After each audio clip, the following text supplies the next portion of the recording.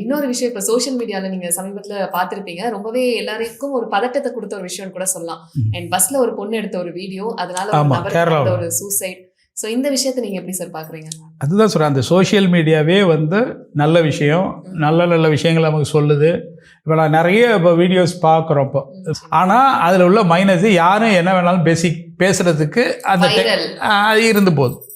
அது மாதிரியான ஒரு இது இருக்கும்போது இந்த சிக்கல் வருது. அந்த பொண்ணு போய் ஒருத்தரை எடுக்குது. ஏன்னா இது இல்லைன்னே சொல்ல முடியாது. 100% சென்னை பஸ்ஸில், சிட்டி பஸ்ஸில் முன்னாடி போனால் இப்போ நம்ம பஸ்ஸில் போகல, நம்ம வந்து இப்போ கார்லேயோ பைக்லேயோ போகிறோம், பெரும்பாலும் ஆட்டோவில் போயிடுவோம்.